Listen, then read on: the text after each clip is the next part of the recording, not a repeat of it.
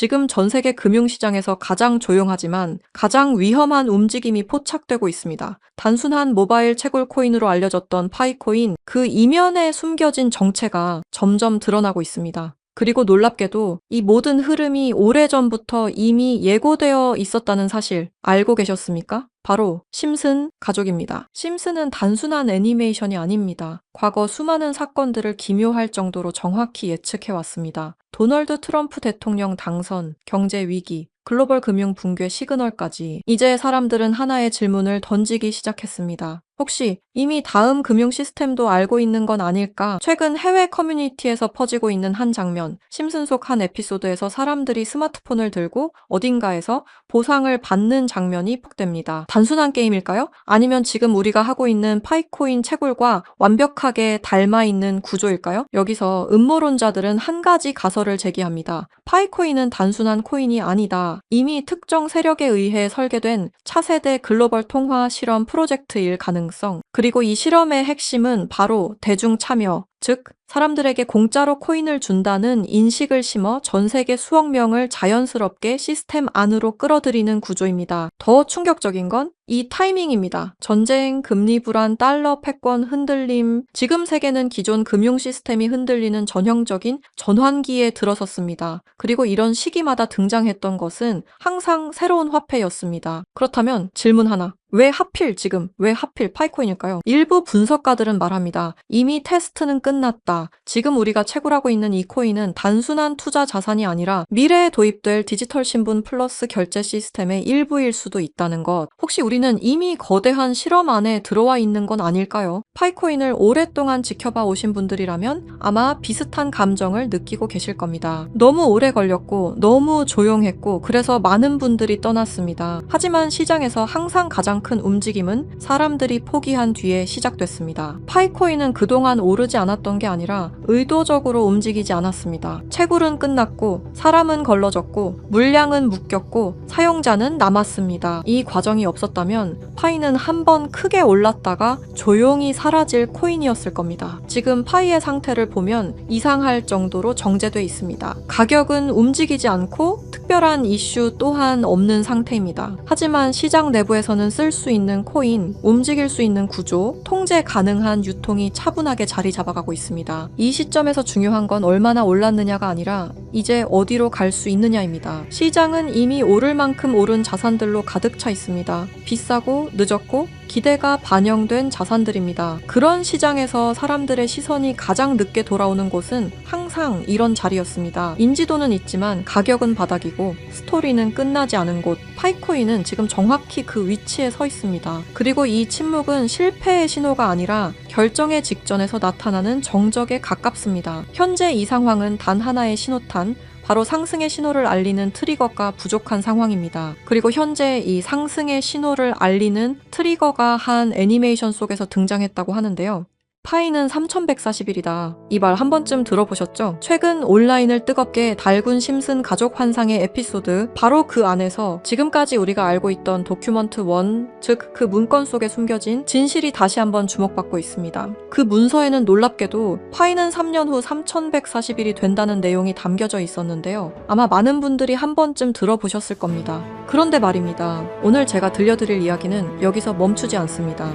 지금부터는 아직 공개되지 않았던 도큐먼트 2페이지와 3페이지, 즉 비밀리에 감춰있던 그 문건의 내용을 함께 보실 텐데요. 그 안에는 단순한 숫자를 넘어 파이의 미래와 3년 후 상장될 거래소의 이름까지 상세하게 기록되어 있었습니다. 과연 이 모든 게 우연일까요? 아니면 철저히 계획된 예언일까요? 그럼 거두절미하고 영상 지금 바로 시작하겠습니다. 1990년부터 지금까지 미국 애니메이션의 전설 심슨 가족, 웃음을 주던 이 노란 가족이 수많은 예언을 적중시키고 현재는 예언 만화라고 불리고 있는데요. 이미 대중들에게는 신기하면서도 한편으로는 사기꾼들의 허황된 소리다, 그저 운이 좋아서 맞췄다라며 비판 아닌 비판을 이어가고 있는데요. 하지만 이미 300개가 넘는 예언을 맞춘 심슨 가족은 단순히 운을 넘어서 경이로운 수준의 예언 능력을 보여주고 있습니다. 보신 적은 없으시더라도 심슨의 캐릭터라면 누구나 알고 계실 거라 생각하는데요. 단순한 만화를 넘어 각종 정치, 환경, 사회풍자 등등 해학과 풍자를 표현하면서 아이들의 성장 교육뿐만 아니라 다 큰 성인들에게까지 큰 교훈으로 영향을 미치고 있는데요. 오늘 들려드릴 이야기는 그동안 누구도 알려주지 않았던 환상의 에피소드에 관한 내용입니다. 파이코인을 채굴하던 분이라면 깜짝 놀랄만한 소식이고, 파이코인을 채굴하지 않으셨다면 이제는 시작해야 할 때라고 느끼실 겁니다. 심슨 가족의 예언은 방송사에서도 기사로 다룰 정도로 총 300개가 넘는 예언들을 했는데요. 그런데 이 만화 심슨 가족의 에피소드 중에서는 전 세계에서 방영이 금지된 에피소드가 딱 하나 존재합니다. 해당 에피소드가 방영이 금지되어 버린 것은 바로 이 에피소드에 출연한 어떤 남성 때문이었는데요. 이 에피소드에 관한 이야기를 하기 전에 파이코인에 관한 예언은 그 전에도 있었죠. 현재 앞에 보이는 이 포스터에는 파이코인의 떡상을 예언하고 있는데요. 2012년 파이코인이 탄생하기 전에 출시된 에피소드, 모두가 아는 유명한 장면이 발견되었습니다. 2개의 포스터와 아틀라스 동상, 그리고 하늘을 뚫고 상승하고 있는 그래프와 선물이라는 문구까지 하나하나 전부 면밀히 살펴보도록 하겠습니다. 2가지 포스터 중 한 가지는 파이오니어에게는 굉장히 유명한 I love 파이와 다른 하나는 태극권을 연상케 하는 그림입니다. 태극권은 동양의 상징으로 자주 쓰이고 있으며 실제로 파이코인은 베트남과 중국을 선두로 아시아 전역에 큰 변화를 개척하고 있습니다. 그리고 그 옆에는 지구를 업고 있는 아틀라스 동상이 있으며 정확히 이 동상은 록펠러 센터 건물에 있는 랜드마크 격인 동상으로 자리매김하고 있습니다. 결국 파이코인의 벤처 캐피탈은 세계적인 변화의 주역 록펠러 가문으로 드러났는데요. 록펠러 가문은 거대한 부를 가지고 세계 금융시장을 실제로 쥐락펴락할 정도로 막강한 세력인데요. 이 가문에서 실제로 파이코인을 지지한다는 입장을 발표하며 파이코인에 대한 음모론이 기정사실화가 되기도 했죠.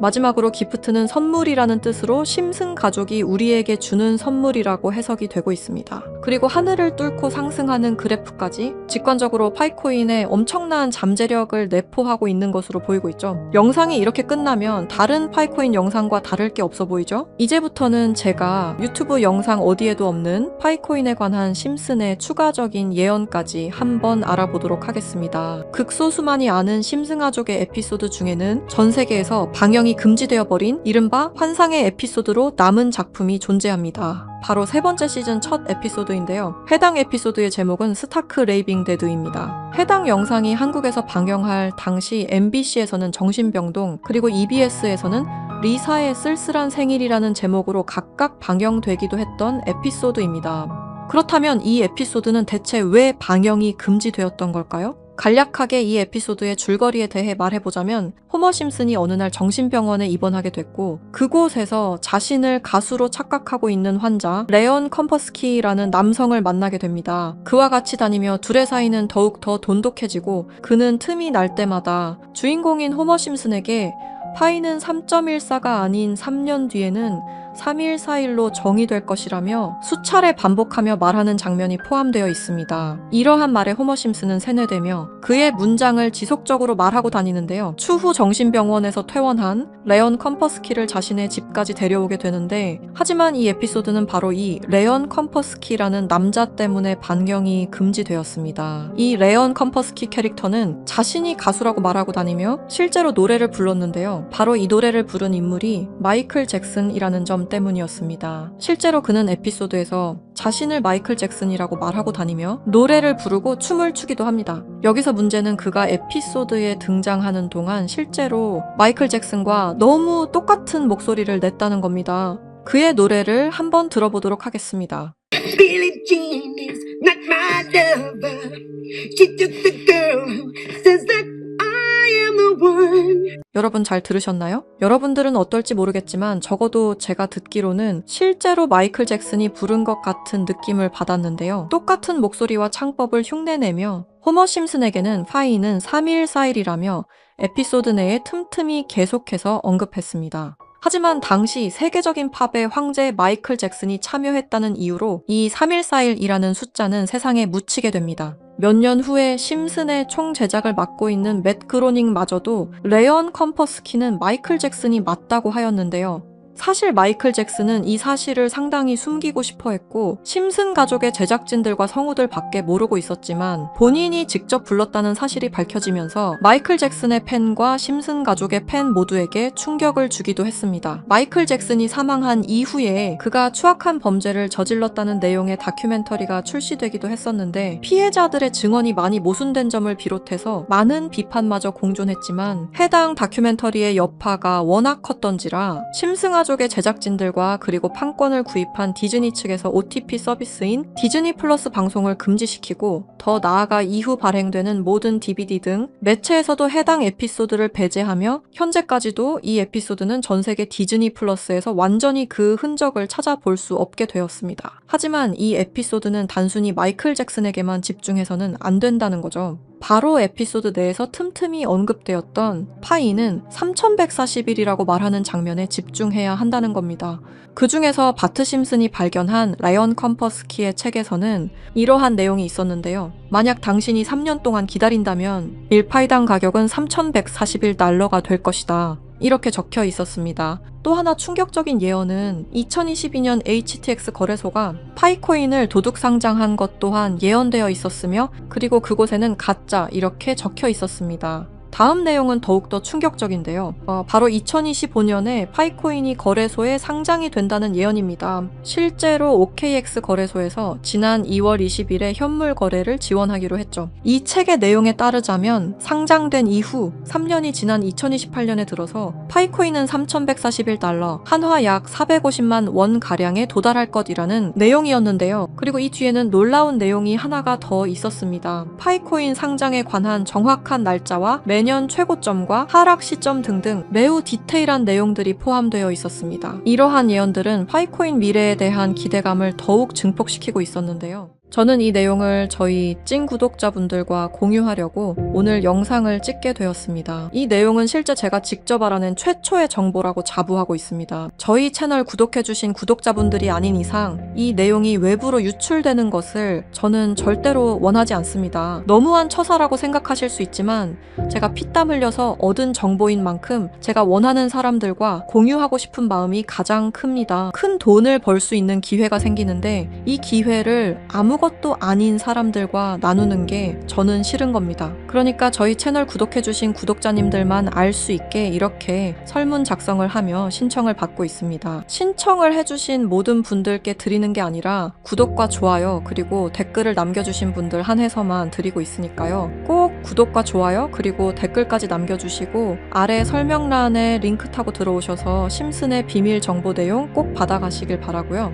제출 버튼까지 눌러주셔야 저희가 확인이 가능하니까 제출 버튼까지 꼭 눌러주시기 바랍니다. 만약 진짜로 3년 뒤에 이 거래소에 상장이 되고 누구보다 빠르게 먼저 이 정보를 알고 있다면 7조 원을 벌어들였던 시바이누 부자처럼 우리도 부자가 될 수 있는 길을 알게 되는 거라 생각하는데요. 진짜 부자가 되고 싶으신 분들, 더 이상 돈 때문에 구질구질하게 살기 싫으신 분들 이 기회 놓치지 마시길 바랍니다. 오늘 영상은 여러분들에게 희망찬 영상이 되었으면 좋겠다는 마음으로 알차고 꼼꼼하게 구성했으니까요. 다음 영상도 많이 시청해 주셨으면 좋겠습니다. 시청해 주셔서 감사합니다.